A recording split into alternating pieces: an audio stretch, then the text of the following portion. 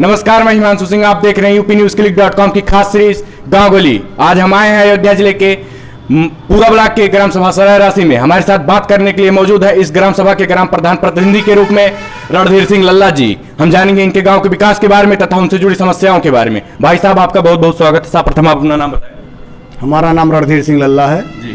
प्रधान जी, जब लॉकडाउन की शुरुआत हुई कोरोना काल, आपके ग्राम सभा में कितने प्रवासी आए थे? हमारे गांव में 150 से पौने 200 प्रवासी आए थे, जिनको हम रहने का, रुकने का, उनके खाने पीने का, उनको सैनिटाइज का, मास्क का, डिटॉल साबुन का सारा प्रबंध बंदोबस्त हमने जो है किया था। रोजगार उनको किस तरीके से मुहैया कराया गया था आपके द्वारा?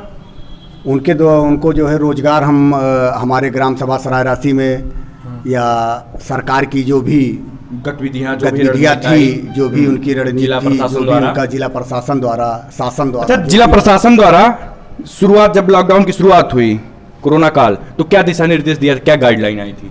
ये गाइडलाइन यही आया था कि जो भी गांव का विकास का काम है उसको जो है लगातार जारी रखा जाए, चलाया जाए। जो भी प्रवासी आ रहे हैं उनको रोजगार दिया जाए, उनको काम दिया जाए। तो हमने ऐसे इन गाइडलाइन को मद्देनजर रखते हुए, पालन करते हुए हमने गांव की काफ़ी सड़क, चक्रोट, नाली, तालाब खुदवाने का काम किया, जिससे हमारे गांव के लोग बेरोजगार नहीं बैठे रहे। आज भी हमारे गांव के लोग बेरोजगार नहीं बैठे हैं।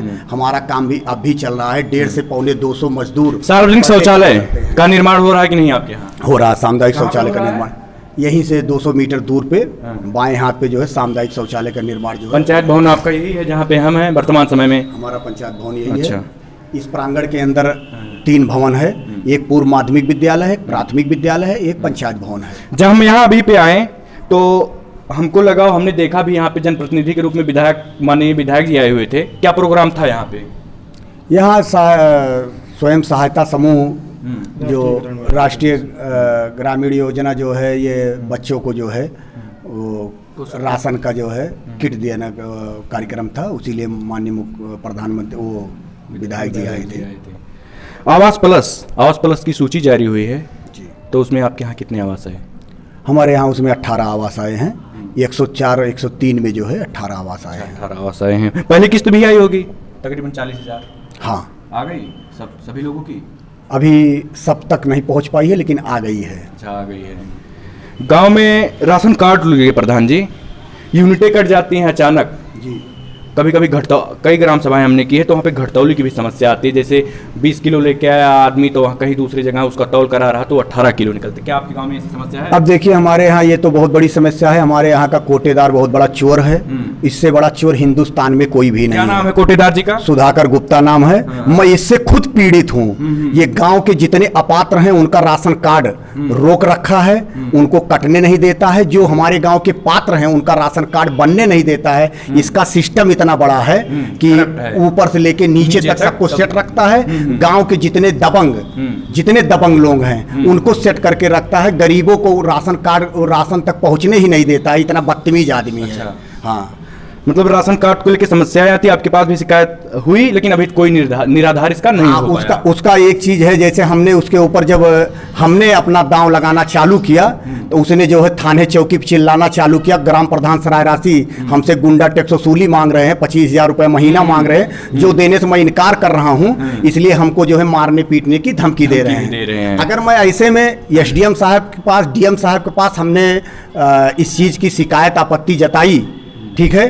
तो हमको ये पता है कि अगर गांव में आके DM SDM साहब बैठेंगे तो उस कोटेदार के पक्ष में इस गांव के 82% लोग हाथ उठा देंगे और मैं मुंह वो जीत जाता। गांव की जनता होती है तो सामने तो कह देती है, लेकिन जब कोई अधिकारी आता तो वहां पे नहीं कहती। नहीं कह पाती। क्यों नहीं कह पाती? वो भी कारण है। क्या कारण है उसका? वो कहता है बिना कागज के आपको हम 1 कट्टी चावल, 1 कट्टी गेहूं दे देंगे, आप मेरी शिकायत मत कीजिए। इस तरीके से करप्ट है। ऐसा कह के वो मैनेज कर लेता। जब आदमी राशन लेने जाता है तब उनसे जूता और चप्पल से बात करता है। इतना बदतमीज आदमी है। हाँ जी, तो उसके बारे में अभी हम जानकारी लेंगे। और नाली खड़ंजे का कितना निर्माण कराया गया आपकी ग्राम सभा? 5 साल बीतने को है।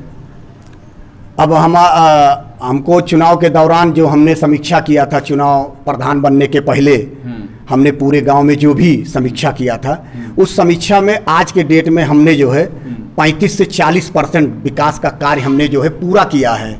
आपके सामने विकास का कार्य दिखाई भी दे रहा है। विद्यालय का कायाकल्प हुआ है, लेकिन अभी टाइल्स नहीं लगी है प्रधान जी यहाँ पे। जी, हमारे पास 5 विद्यालय है, ये भी जानने का कायाकल्प हुआ है। हमारे पास 5 विद्यालय है। आप जहाँ खड़े हैं इसका भी कायाकल्प हुआ है। कायाकल्प में ये भी कहने का मतलब, जैसे टाइल्स, आपने टाइल्स की बात किया, मेरे पास 5 विद्यालय है, हैं? पांचों विद्यालय की स्थिति इतनी जर्जर थी कि हमने पांचों को सजाने, संवारने, चमकाने में काफी पैसा लगाया। सरकार का कोई अलग से गाइडलाइन नहीं था कि मैं 5 लाख रुपया दे रहा हूं, इसको विद्यालय में लगाइए। मेरे ही राजवित्त 15वां वित्त 14वां वित्त से निकाल के इसको काम करना था। हम, मेरे गांव के ही बच्चे यहाँ पढ़ने आते हैं, ये भी हमारी प्राथमिकता है। हमने काम किया, हमसे जितना बन सका, हमारे सचिव साहब से जितना सहयोग बन सका। सचिव साहब जी आपके कौन है? ये भाई साहब हमारे प्रदीप वर्मा जी हैं। जी सचिव गांव के सचिव हैं। प्रदीप कुमार वर्मा, ग्राम पंचायत अधिकारी, सराय राशि। जी प्रधान जी, गांव को सैनिटाइज कितनी बार कराया गया था कोरोना काल में?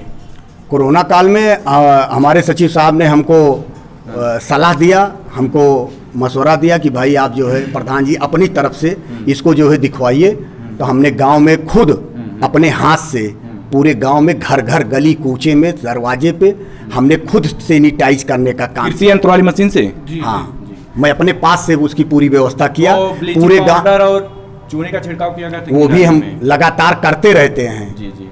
और पूरे गांव में हमने 2 से 3 बार मास्क बांटने का काम किया अपने पास से। पूरे गांव में डिटॉल साबुन बांटने का काम किया अपने पास से। सैनिटाइज बांटने का काम किया अपने पास से। जब से कोरोना काल चला है, अब ये बताना बेवकूफ़ी होगी कि हमने कितना खर्च किया है, लेकिन मैं अपने जनता के प्रति इतना, गांव की जनता, हम जब आ रहे थे तो वहाँ पे 2-4 लोग मंदिर के पास मिले, तो वहाँ के लोग भी काफ़ी खुश थे। हमने उनसे बातें भी किया, पूछा प्रधान जी कहाँ पे मिलेंगे, कहाँ, तो उन्होंने बाखूबी तौर से आपके बारे में जानकारी दिया कि जाइए प्रधान जी वहाँ पे कार्यक्रम है, वहीं पे मिलेंगे। गांव की जनता आपसे काफ़ी खुश दिख रही थी। 5 साल बीतने को है प्रधान जी, ऐसा कोई 2 उपलब्धि बताइए जो काफ़ी दिनों से ना हो पाई हो, 5 वर्ष, 10 वर्ष, 15 वर्ष, आपके इस कार्यकाल में वो हो गया हो, जनता के लिए बहुत ही कारगर साबित हो। जैसे जब से देश आजाद हुआ था, जब से इस सृष्टि की रचना हुई थी, मेरा गांव नशाखोरी में पूरी तरीके से बुत था।